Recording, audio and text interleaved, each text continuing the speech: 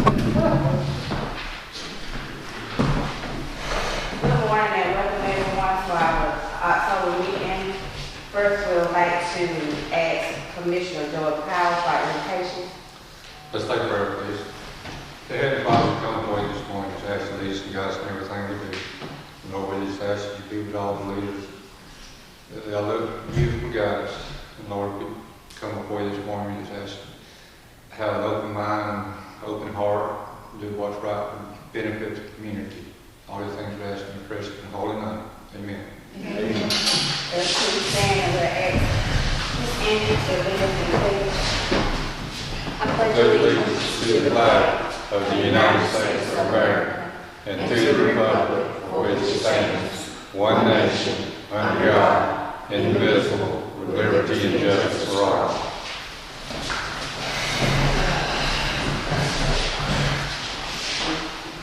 Okay, first on the agenda, we have approval of the minutes for our September 1st call meeting, our September 8th regular meeting, and our September 21st call meeting. If everyone has read, we'll start with September 1st call meeting, and I can ask for a motion. I'll make a motion to accept that read. Do I have a second? Any more discussion? All in favor, aye. Aye. All opposed, nay. Motion carried. Okay, we'll go to our September 8th regular meeting. Can I have a motion? I'll make a motion to approve. Can I have a second? I'll second. Any further discussion? All in favor, aye. Aye. All opposed, same sign. Motion carries. Lastly, we have our September 21st call meeting. I have a motion to approve. I move that we approve tonight. Can I have a second? I'll second. All in favor, say aye. Aye. Opposed, same sign. Okay, so now we go into our public comments of our agenda. First, we have on the agenda Laura Adams from Heart of Georgia Community Action Program. She's not going to be here this morning, but she did leave a packet of all the services that they're offering. If any of the citizens want a copy of this packet, there's a lot of services that's in here within our community that are good resources for everyone. So if anyone here wants a packet, you can pick up a packet from Ms. Angie in the Commissioner's office, and all of us commissioners have it as well. Next on the agenda, we have Ms. Maureen Hamilton. She's going to talk to us about the lightning grant for the library. She's on Zoom with us. She's along there. We have Ms. Justine. I'm sorry, she's here. Beverly is on. Okay. So you go ahead and take the floor. Okay, I just passed you all our package. First of all, good morning. Good morning. Yes, thank you for the opportunity to speak to you this morning. I just passed out a package with a little bit of information about Energy Harness. Can you all hear me pretty well? Sometimes the mask or, okay. I just passed out a little bit of information about Energy Harness. We have been in business for over 12 years with LED lighting. What we did was we performed an assessment of the library here to determine what it would take for you to upgrade to LEDs. I'm not going to get into too much information or background about Energy Harness, but in the package that you have there with you, on the, if you're looking at it, it's on the left side. Here's some information about Energy Harness, who we are, what we do, how long we've been in business, and a little bit about LEDs, along with how we specialize in libraries. We've done over 25 libraries here in the state of Georgia. A list of those libraries is on the right side of your package in the very back, the last sheet, and it talks about the energy savings that those libraries have realized based on converting to LED. In your package, I'm going to briefly go over this morning and I know you all had an opportunity to look at the quote that we provided. It's an assessment of the library where it outlines the savings as well as the cost of the project. And that's also here in your package as well. It's the first one is the quote, And that quote for the library, as you can see, the first thing in that quote, it outlines your savings from a kilowatt hour perspective, which is a pretty good savings, 65% of the kilowatt hours for the lighting.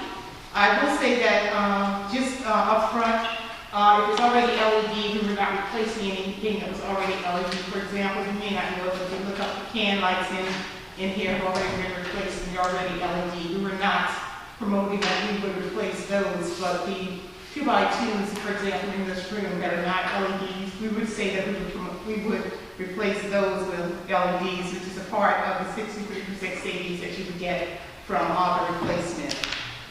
The project cost is outlined here, and your savings based on your energy usage and what we're going to be replacing. The total project cost just on the LEDs comes to $8,229.79. That includes your materials and your installation. We are Energy Harness is a Georgia Power trade ally, so you are a Georgia Power customer here.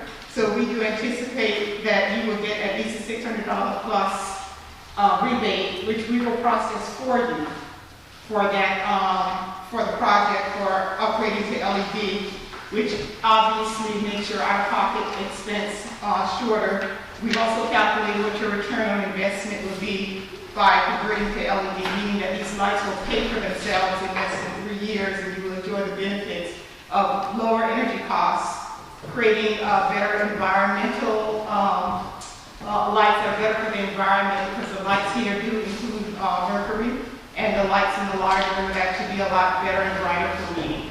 So I'm not going to go through this whole package with you because that's going to take up too much of your time. But the package does include the breakdown of each of the quantity of the lights that would need to be provided here in the library. It also goes into where each light will be placed in the library in detail. So it takes this room, the meeting room, the bathrooms, everywhere that these lights will be placed in the bathroom. And this also has, if you go toward the back, it has our project scope and detail, exactly what's detailed in this project. For example, the project includes our warranty, which I think might be important to you, which is a 5-year warranty. So not only the 5-year warranty, we guarantee what we install. So you would truly be getting rid of the maintenance in the library for the next 5 years. Our LEDs are very stable, and this is one of the reasons truly that we can provide a warranty where if a light went out that we put in the next 5 years, we would come back and we would replace it, so you don't have to do that. The second thing that's important to you, I'm sorry, go ahead. All right, I'm going to wrap up here in just a second. We would do all the recycle. We'd also make sure that we are insured, and all the shipping and handling, everything. When we give you one price, it's all included in that price. You don't come back and say there's another this or this. There's nothing that we've done is a lot of libraries, so that there's nothing that's material here. The only other thing that is material here, and you'll see it in the second, there are 2 sheets in here. The other one says battery backup. The thing that's material here, some of these lights have a battery backup in it. Your fluorescent battery backups will no longer work with LEDs.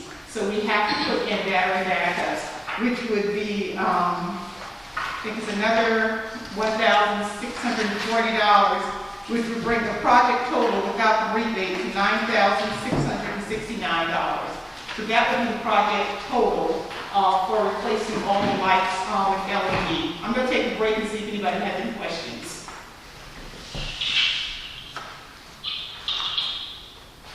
If there are no questions, I think the project total is here in the package that I provided to you. I can provide all the specs on the lighting projects that we will be installing in the library. I provided you with a sample of one of the specifications for a linear light, so that will give you an example of what specifications our product specs look like. And you can see that they are quality, first quality, top quality lighting. They're not the ones that that you would get from one of the other, maybe lower cost providers. We've done this project completely for the Warren County Library with Ms. Beverly there on the phone. And we replaced all the lights there, and I think she's enjoying great energy savings with that light. And we've done it with several other, as I said, libraries here in the state of Georgia, working very closely with the library directors, working closely with Nate Wall and others to make sure that we do a good quality job, and we can provide references as well. So I'm going to stop there and see if you have any questions. Anyone on the board have any questions? Any questions, comments? It's just saying you're joining us as well. Do you have anything you want to add? No, Brown, who is our original director, presented to us at the meeting. And she said already that the library in Dublin is seeing substantial savings using the LED lighting. And she just felt that over a period of time it would be worth the investment if the commissioner felt that it were a worthwhile project for you, really, because you're willing to fund it. But it is a grant, and 50% of the cost could be covered. The commission would only be responsible for half the expense. To look at like through the years, it would pay for itself. Thank you. It's just saying what we plan on doing is looking at the packet, let us review the packet, and then our next meeting we'll make our decision from there. Okay, you have my business card there. Okay. Thank you so much. Thank you. Okay. Thank you, Ms. Justine. Thank you. Next on the agenda, we have Mr. Blake McClellan from Garden Company. He's presenting courthouse fees. Good morning. Thank you all for your time. I know it's not easy with the masks and the weirdness, so thank you for everything. Earlier this year, you heard from my colleague Shane on the condition of your historic courthouse out here. It was decided at that time, Lance and Shane and the team, to go ahead and put together a bid package. Here, we had to provide you all a copy as well.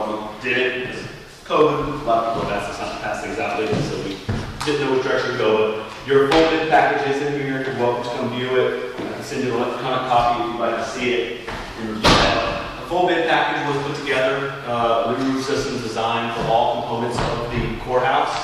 And then we're in October now, in August, it was put out, solicited on the Georgia Registry by Angie. 10 contractors showed up to the pre-bid. Only 4 contractors submitted bids. You have the results in your packet here.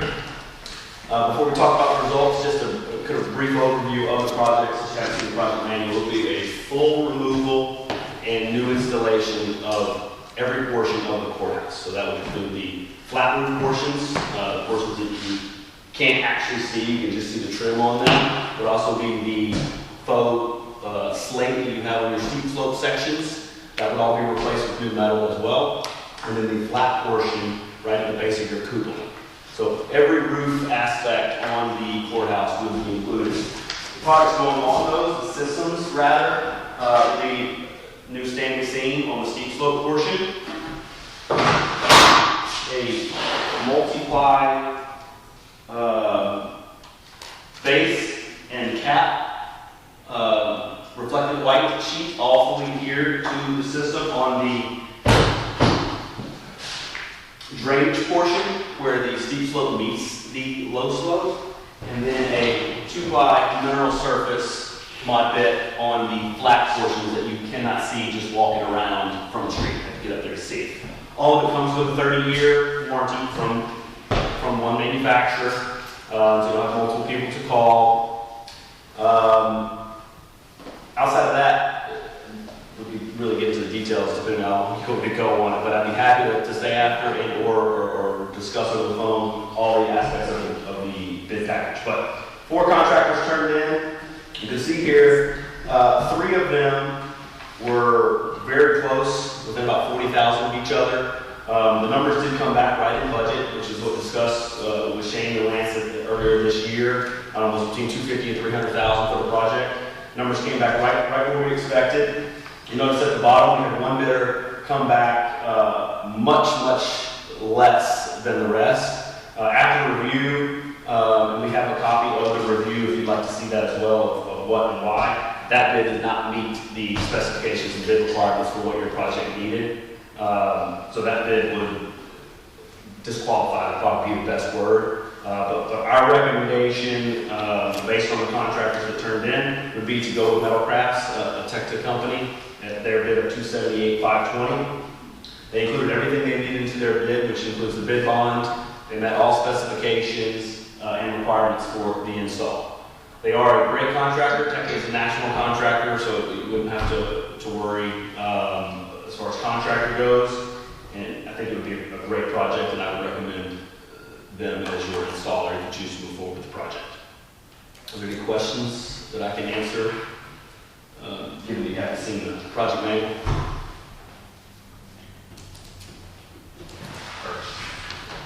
Thank you all.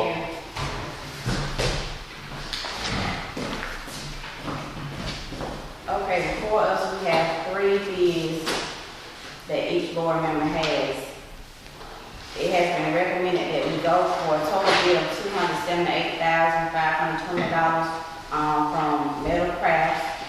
I need a motion to go with this bid. I'll make a motion to approve Metal Craft for a total of $278,520. Give me a second. I'll second. Any further discussion? All in favor, aye. All opposed, same sign. Motion carries. Thank you. Thank you. Okay, next on the agenda, we have our Navigant contract renewal options, and I think our county attorney is going to discuss. Yes, ma'am.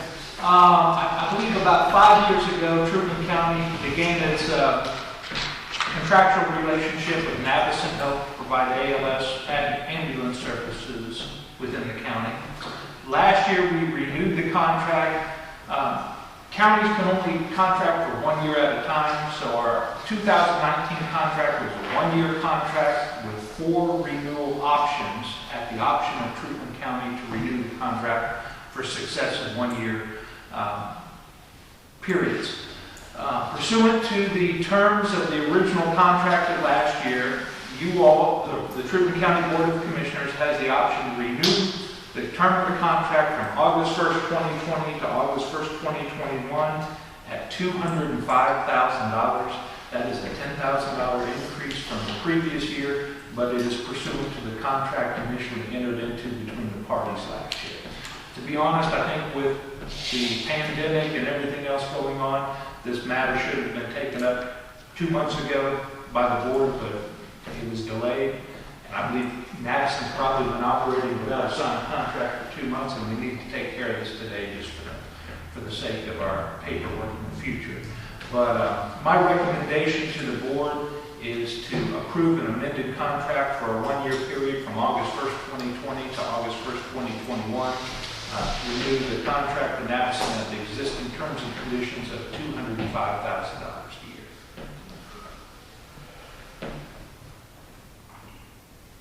Can I have a motion? I have a question for Madison, real quick, if you don't mind. I noticed your response time is at 5:46. Is there anything that the county can do, or anything to improve that response time? Actually, a response time of 5 minutes and 46 seconds on an emergency call is excellent. I mean, really excellent. The national standard is 14 minutes in a rural setting, and we exceed that dramatically. So I would like to say, yeah, there's a way we can improve that, but I just don't know that there is. That's a pretty good response time for emergency calls. I know it's a pretty good response time. I was just wondering if there's anything that we could do to help you. Well, not to step on the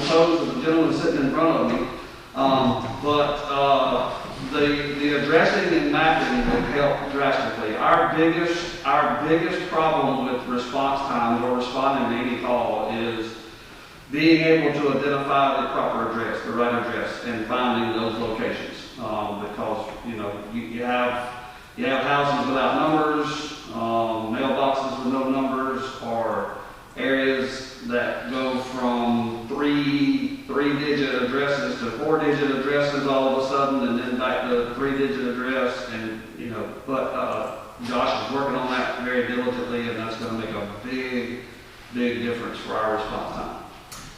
Joey, since you're the newest member of the board, I want to concur with what the gentleman from Navison said.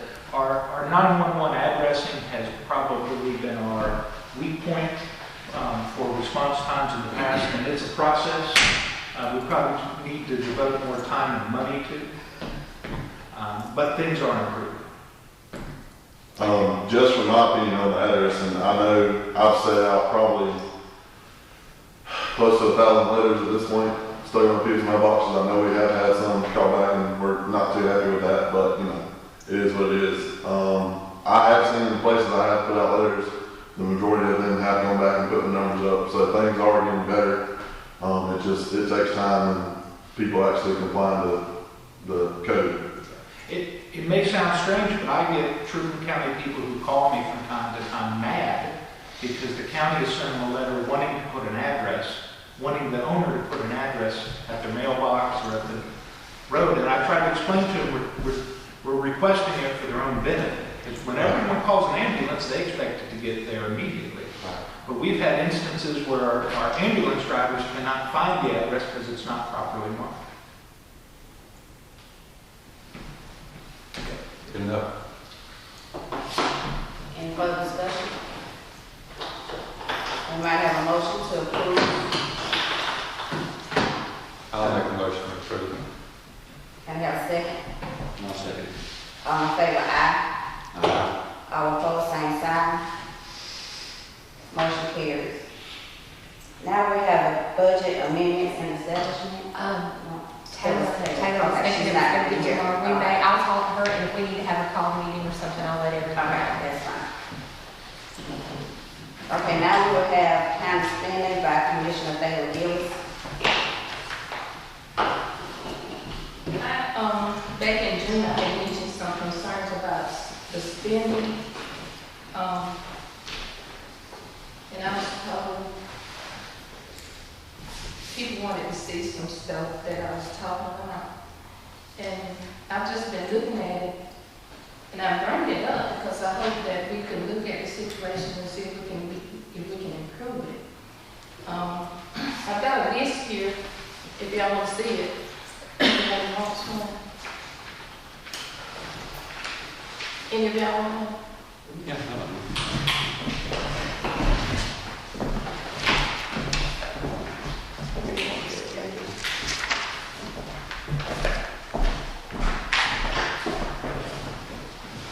Now, some of the things I'm going to talk about, like I know we got a personnel policy manual, we got resolutions on credit card usage, we got a per diem, we got a resolution on the maximum amount that the chair can approve without board approval.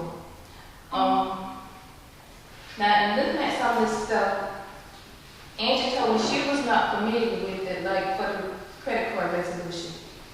But we've got guidelines that the board has said that we need to follow. And the things that concern me would be like the per diem. We got a per diem, but I saw in a few cases where people have been paid more than a per diem. In one case, the person was paid, like the maximum per diem is $76 a day, and the person was paid like $400 for one day. Credit cards, we're not supposed to put meals on credit card, but some have been charged. We've got a list, I've got a whole list of things that concern me about it. Receipts, we're supposed to have receipts for appropriate purchases. We've got missing receipts. In a couple of instances, I saw where we were paying bar tabs. Now, I pay taxes, a lot of taxes here in Trinity County, and I don't like seeing where I had to pay for somebody's vehicle bill. The other thing I have on here is like the remodeling at the court, at the commissioner's office. A lot of money was spent over there. Not exactly sure how much, but it was never brought before the board for approval, and it was more than $5,000 spent over there. And I just hope we can do something to get this worked out, so we won't be, 2 or 3 weeks ago, some of y'all voted to increase the millage rate, which means your taxes gonna go up. And I don't like my tax dollars having to go up to pay for some of the stuff that I see we pay. That's all I have to say about it. Anybody got any discussion? I got a question. Meals are supposed to be on a credit card. Now, let me say this first, Sheriff. Now, I'm looking at what's going on in the commissioner's office. I have not looked at anything else. Well, I got a man in school for 11 weeks, and he's got my credit card, and he's eating on it every day. If they're not supposed to be on a credit card, I gotta correct it. I just need a means to know how to correct. I cut him a check every week so that his meals are paid for. Most of the time, we go to train, we get a per diem before we leave. I did give this memo out to everyone when we changed per diem. Everybody got it, but everyone got one in their with their checks, one at one point. So we have it's just like our travel reimbursement form that the county has always used. But in that, it also tells you, like, depending on what area you're going to in the state, of what the per diem rate is, and then and you would just request that. And my understanding is that there is not a requirement to turn in receipts if you do per diem as well. So it's so much a day. And that's set forth by the GSA, General Service Administration, federal government. I mean, I don't have a problem with the per diem, but I also throw this out there that a lot of people don't have the money to actually pay out of pocket. We're taking them agreement and sending them to school for whatever it may be, so I don't have a problem with it. Really don't. It should be a problem because our work, while we did, when we got per diem, when we didn't use that, we should have to go up on taxes. We should have to go up on taxes to pay for stuff that don't make sense. I worked 31 years with the government, and you couldn't do that kind of stuff. You got to have receipts to back all that up. So if it's guidelines to follow, you need to follow the guidelines. I don't need my taxes to go up. Well, with the per diem, you don't supposed to turn it in, you're not required to turn in a receipt. Yeah, but all the other stuff that they was talking about, if it's guidelines, then they need to follow the guidelines. Now, as far as the millage rate, the board did approve to, on the millage rate, but during the meeting, we had, It only went up like a couple of points, and our chief appraiser said that our taxes will not be affected by that. Now, that's not what she told me, because I asked her before the meeting, she said it was gonna go up pennies this year. And in the meeting, she said, in a couple of years, in the next year or two, that the property was gonna be reevaluated, and your property value was going up. So to me, that means my taxes going up. And my understanding of that, and y'all can talk to Ms. Donnie Young if you want to talk to her about it at the tax assessor's office. My understanding, and I might have misunderstood her, but as far as I didn't think the millage rate had anything to do with the possible reevaluation.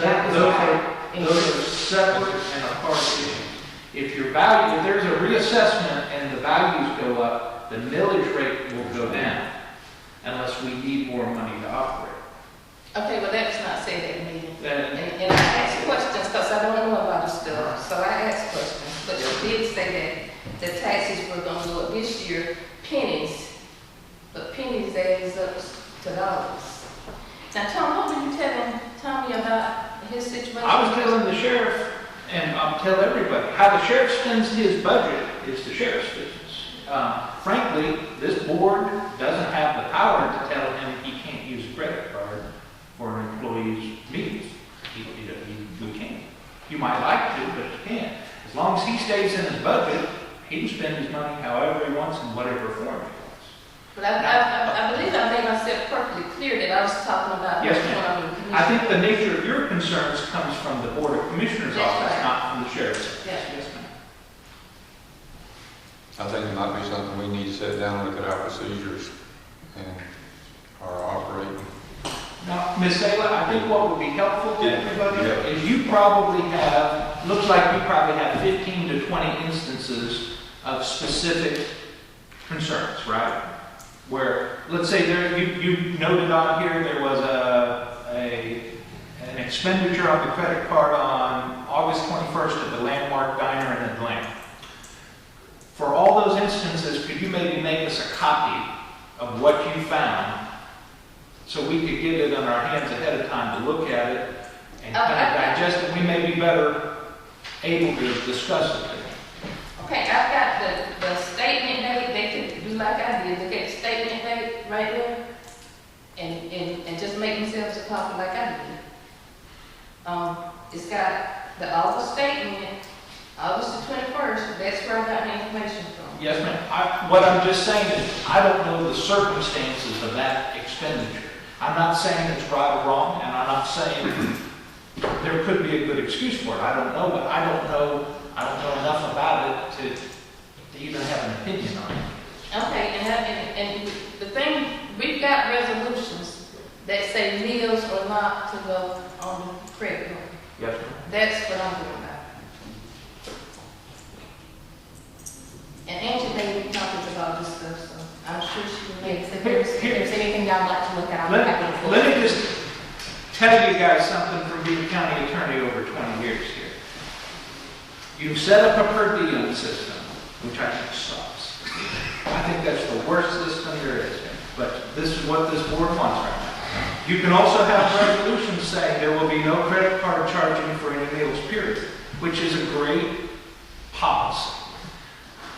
The problem is, a lot of your county employees don't have the funds available to bankroll their own travel and to only get reimbursed on the end. There are some of your folks here, it creates a financial hardship for them to go out and expend $300 to $500 for some county training or something, and then come back and get a check a week or two later. Am I mischaracterizing that? I suspect some of these charges were in response to those concerns, and there's probably some charges in there that aren't any good excuses for it, to be honest. But I don't know enough to have an opinion on it. But until I see what the circumstances are, I can't tell you if I think they're completely improper or just bad policy. Yeah, but even though they may not have the money, but we don't need to be paying for no liquor, or if you gonna go buy something, don't go buy I $100. don't disagree with you at all. That's all I'm saying. I don't see any instance where it's justifiable for the county to spend money on alcohol for anyone.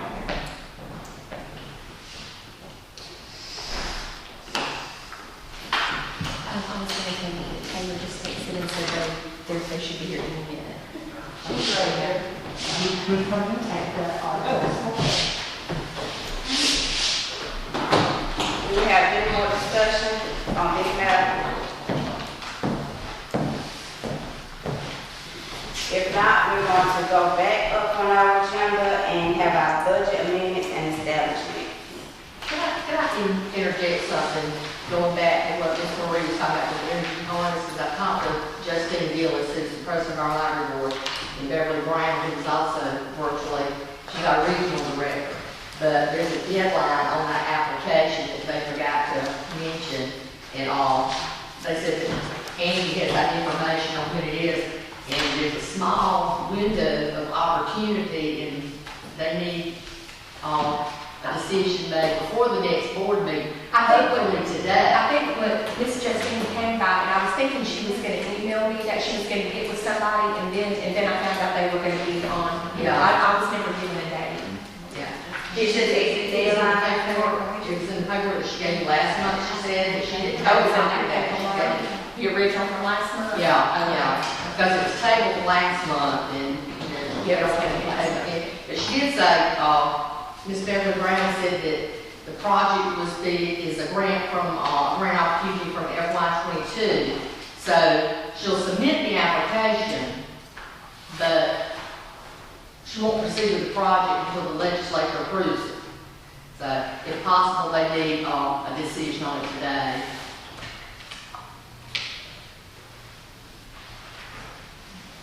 Is the board prepared to make a decision today? If not, we'll call a meeting this week, so we can look over the packet. I haven't looked over it, but when we got the packet, so I'm ready. Okay. Can I have a motion to approve? I will move that we approve. Second, I'll make a second. any more discussion? All in favor, aye. All opposed, same sign. Motion carried. Thank you. Thank you. Ready? Okay. I hope I made enough copies, but, these are just some amendments that, and it relates to June 30, 2020 fiscal year end. After we made some of the accrual adjustments and stuff, as we're preparing the financial statements right now, there were just a few lines that had, overage greater than the 3% threshold that the state looks at. When I say the state looks at each financial statement line item, and any budget overage greater than 3% is considered a finding for the financial statements. So these just eliminate that finding, and there were three funds that we established establishing a budget for, sort of thing. The 2019 SPLOST, the law library, and the sheriff commissary. The sheriff commissary and law library were both budget findings last year. There wasn't an established budget. So adopting that will eliminate that finding too. But you can just look this over because this is first time for Angie seeing it. I know Lance hasn't seen it, so if you want to look them over and then approve them at the call meeting. So you're saying there was a finding for Law library and sheriff's commissary. We've had those funds for years and never had a vote. That's right. Shows up every year. Do we need to spend some money out the commissary? Do you need to spend some money? No, I know you said, I heard y'all say 3%. The state doesn't care if we spend it, they just want to vote. Yeah. Yeah. All right. And another thing, and I think maybe Taylor has mentioned this in the past, so she's saying that the state looks at any budget overage greater than 3%, which is correct. But if the county establishes a higher threshold, they default to that threshold. So what we and this is something we've learned in the past few years, and we've kind of shared it with some of our other governmental clients, is we've said or recommended a threshold of 10%. So it just gives you, so if you, in your financial statements, if we say the county's overage threshold is 10%, then the state would then look at any budget overages greater than 10%. It would be the 3%. You can actually, I think, go up to 15%, but we kind of have decided maybe 10% is a good happy medium. The only thing that would need to happen, if that's something y'all want to do, is just y'all need to approve it here. And that would just give you a little more wiggle room for maybe some unknowns throughout the year or whatever. Just give you a higher threshold for the budget overages.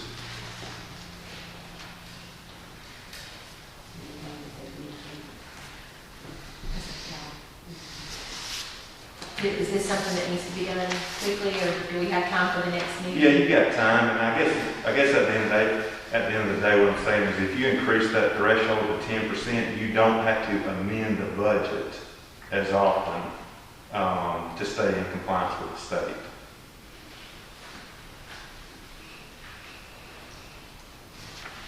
Anybody have any questions for Ryan Taylor at this time?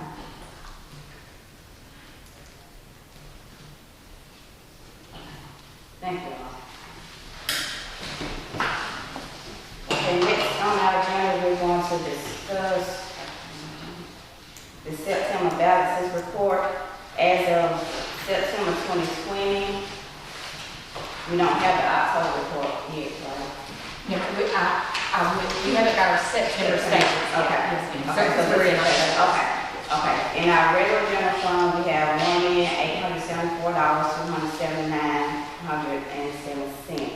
However, those will increase because the. Well, we should start collecting taxes. Taxes, so the, general fund should increase. CD, we have $373,869.29. Any discussion on that? Okay.